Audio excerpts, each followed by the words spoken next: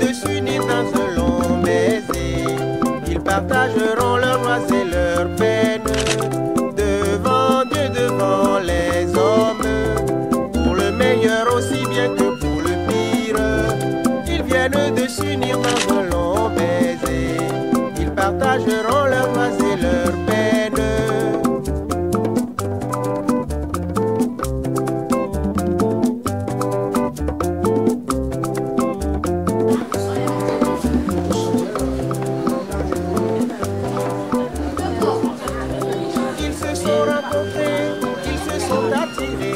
Ils se sont regardés, ils ne voient plus rien, ils ne cherchent plus rien, ils ont tout trouvé. Elle savent, ils lui son rêve plus d'aventure. Ils se sont rencontrés, ils se sont attirés, ils se sont regardés, ils ne voient plus rien, ils ne cherchent plus rien, ils ont tout trouvé. Elle savent, ils lui son rêve plus d'aventure. Devant Dieu, devant les hommes, meilleur aussi bien que pour le pire, ils viennent de s'unir dans un long baiser, ils partageront leurs joies et leurs peines. Devant Dieu, devant les hommes, pour le meilleur aussi bien que pour le pire, ils viennent de s'unir dans un long baiser, ils partageront leurs joies et leurs peines.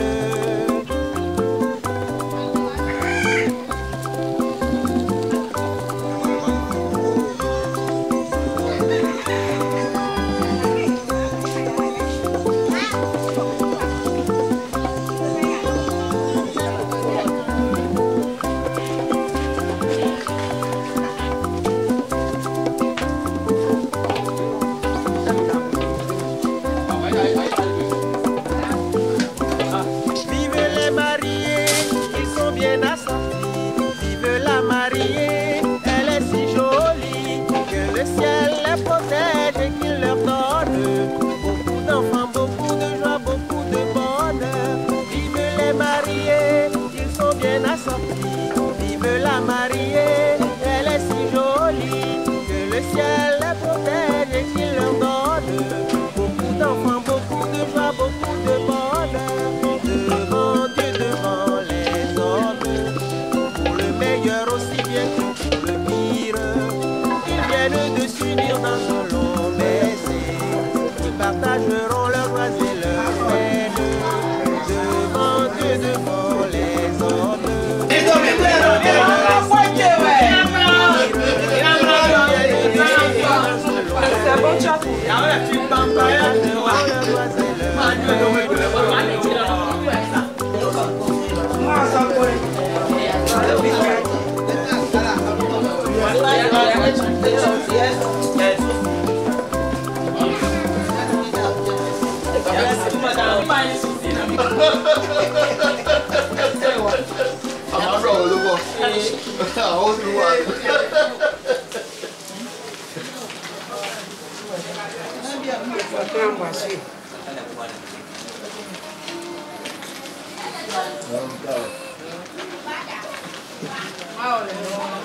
Hey, shake it.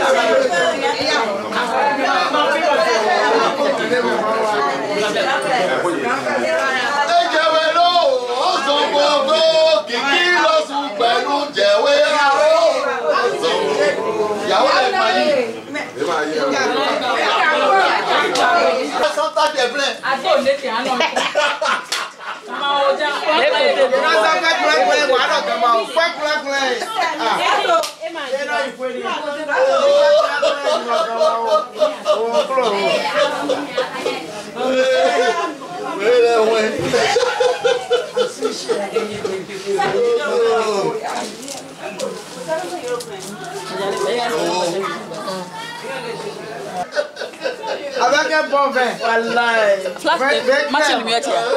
Le vin va prendre. Oh, à mon bel gars, l'oignon. Ne va voir un gain là. Au final, on va prendre mes roues comme ça. Simon,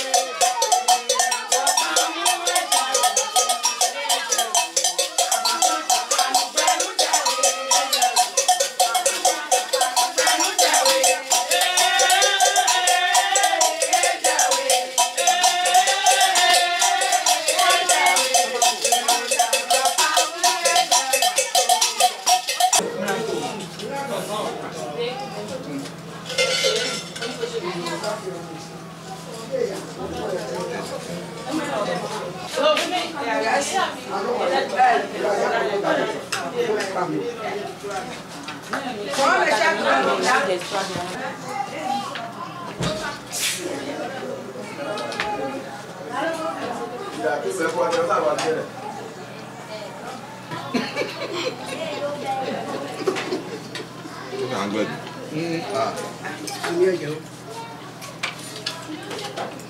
David Girl.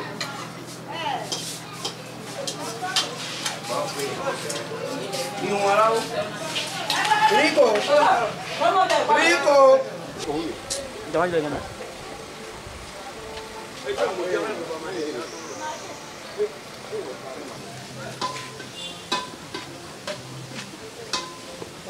Tá, eu quero do.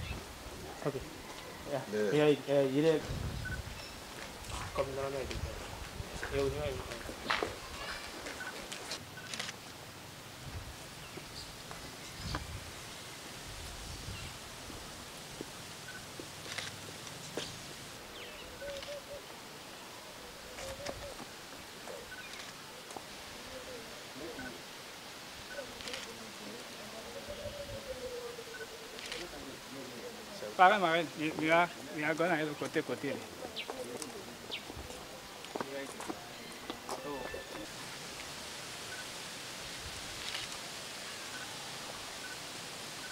C'est vrai que c'est quoi le coup?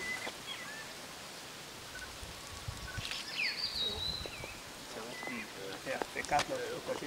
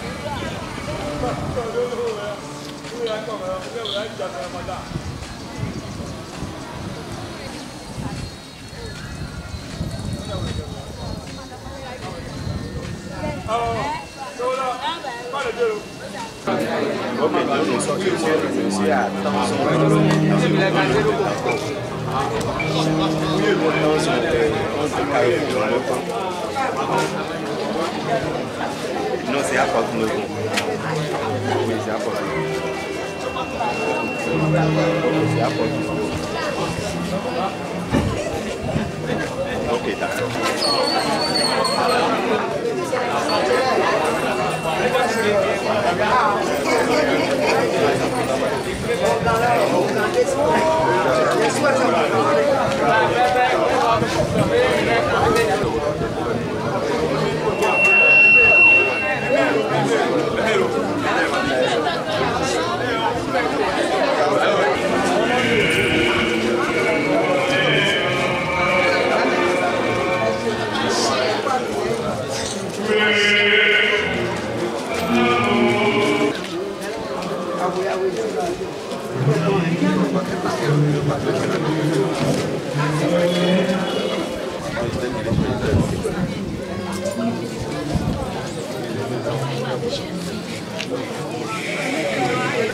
Et la paix.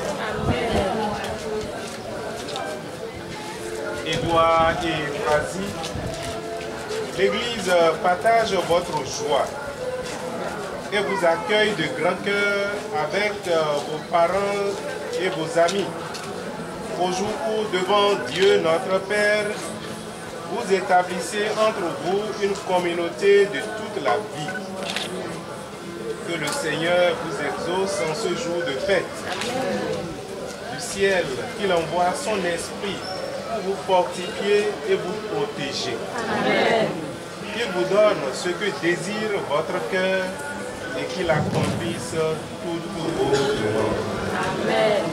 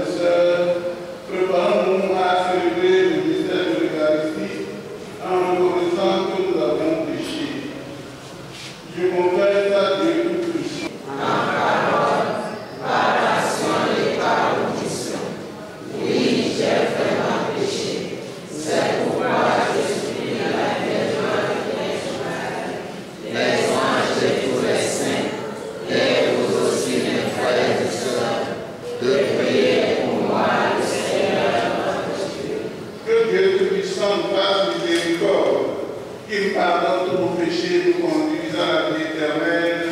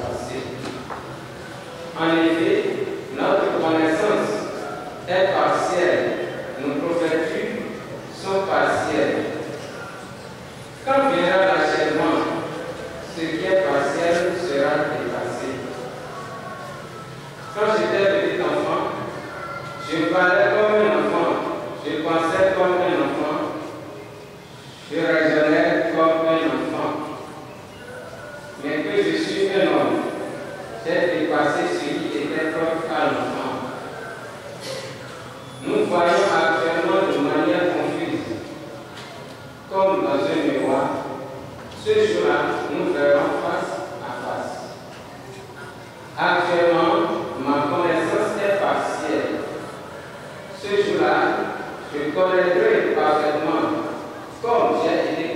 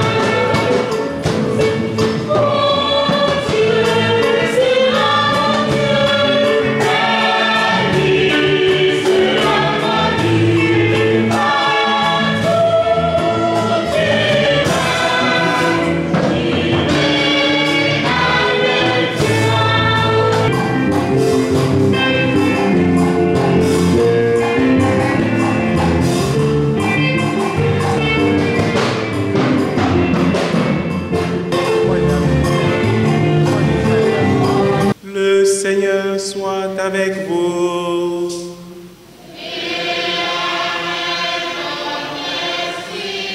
Évangile de Jésus-Christ selon saint Matthieu.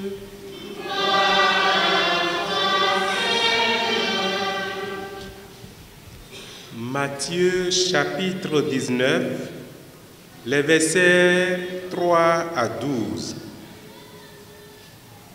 Des pharisiens s'approchèrent de Jésus pour le mettre à l'épreuve.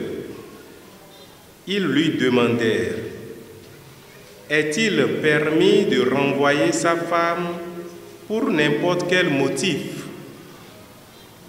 Il répondit: n'avez-vous pas lu l'Écriture?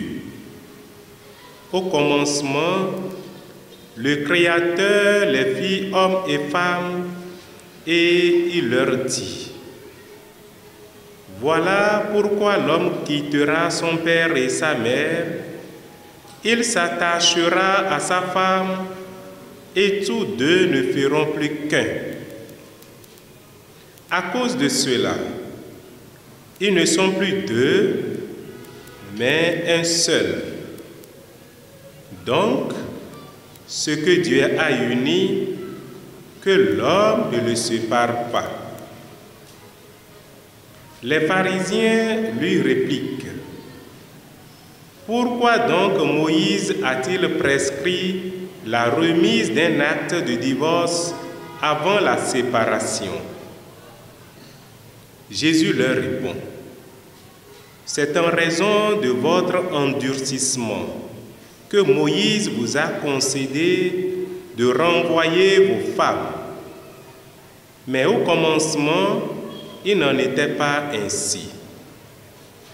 Or, je vous le dis, si quelqu'un renvoie sa femme, sauf en cas d'union illégitime, pour en épouser une autre, il est adultère. Ses disciples lui disent: si telle est la situation de l'homme par rapport à sa femme, il n'y a pas intérêt à se marier. Il leur répondit: ce n'est pas tout le monde qui peut comprendre cette parole, mais ceux à qui Dieu l'a révélée. Il y a des gens qui ne se marient pas, car de naissance, ils en sont incapables. Il y en a qui ne peuvent pas se marier, car ils ont été mutilés par les hommes. Il y en a qui ont choisi de ne pas se marier à cause du royaume des cieux. Celui qui peut comprendre, qu'il comprenne. Acclamons la parole de Dieu.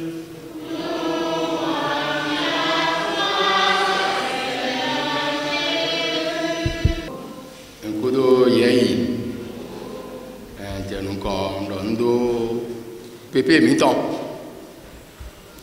Aya jewe yina mi bo mi wale doi to gaiwe me to pepe yetoy. Le père qui m'a baptisé fut son vicaire. Nous on répète jiwe. Aya jewe yina mi bo mi wa to fi na mariage papa kodo maman boton. Nous et mes collègues kodo. Ndé ipon kodo do mo. Bon nous et ma odo e mono sunsun. Oui, l'amour ne passera jamais. Moi, je maman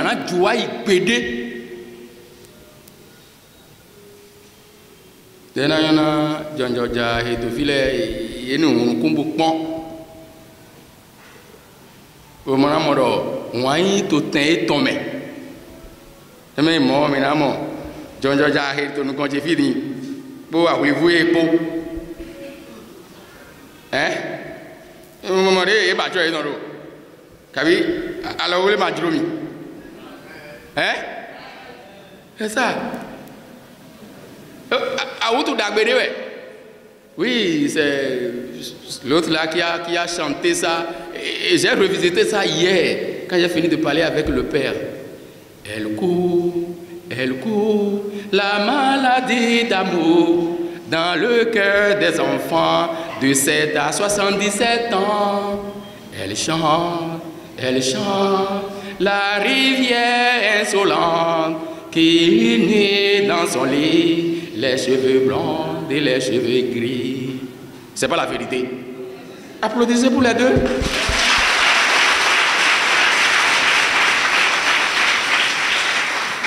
Et bon, à quoi tu es ça?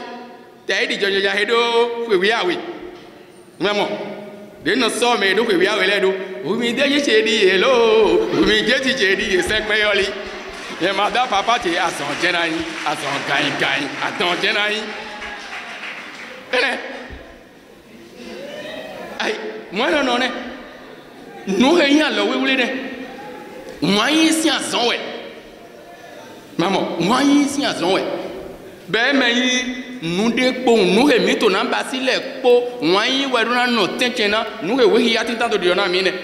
À gando quoi, ne moi y m'a dit qu'on a oui, c'est zéro. Donc à quoi m'a jandé wana oui, beto ouais aduna mo, beto ouais y mo. Ne à quoi tu l'homme à mon beto de con, c'est zéro.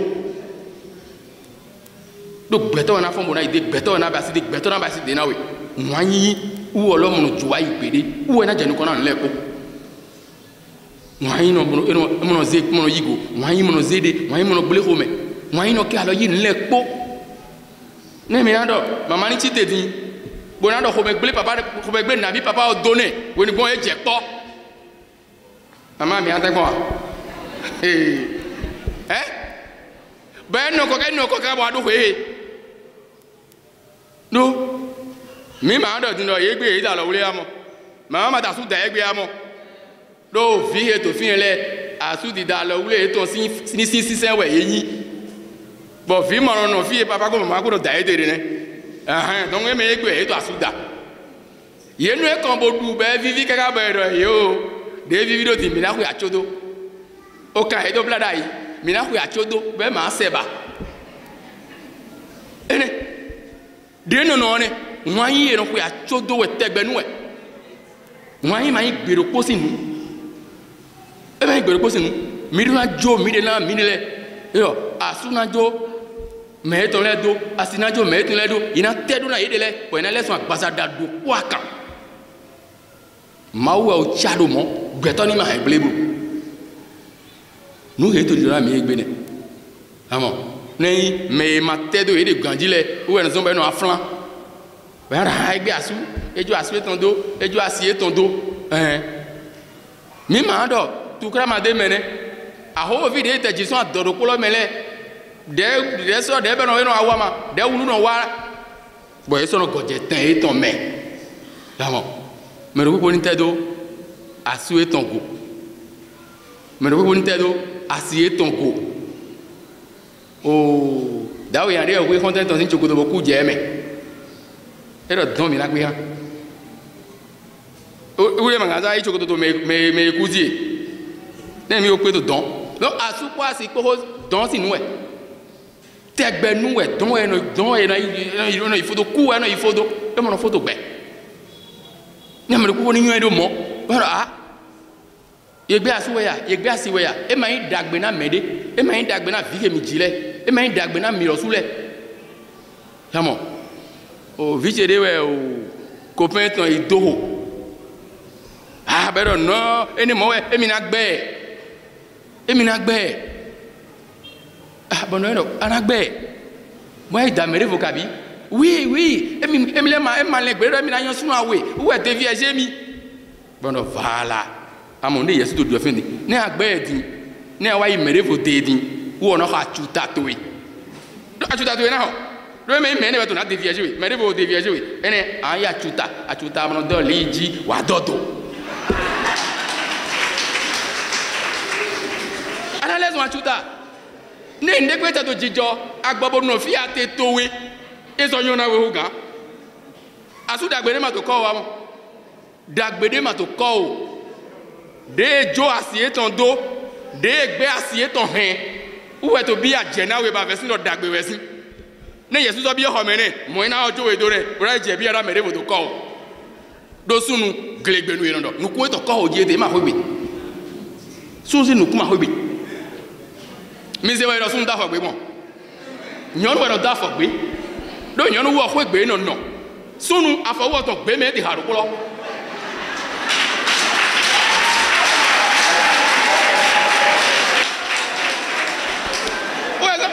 mene mene sun da fo gbe ne sunu mo da fo gbe ne mele o to gbe lo me haru ko na da fo gbe me ro ko ni taju asie ton me la sunu do agban me ton bro hen gba ni e ma pe nu kun do asi to ego ato ehwe to hen gba ni e ma pe nu kun do asu to ego ato henu to hen gba de mi nano bo beson donner no vivije kaka zani kudo mo were ko suru nanu eko o ye suru nanu eko mama ne mi fon afonu e me po nu pokere mi ro yin wana we papa yin wana we ene afonu mi no do unru to ni ma gbo nu bro ene ndo ko boni no gan to me we nenu ene mi nanu kaka bo zana kudo gbena ikunu dide to ma usi nu kon nu yin alo wi ule ne bo mi na o de na papa mi to ko mama mi to ko ke to dide re ami do ki ya mi divie do wanyi gbeti ne ezan gbe to wanyi me eno fe me yi nu kon de gbe do to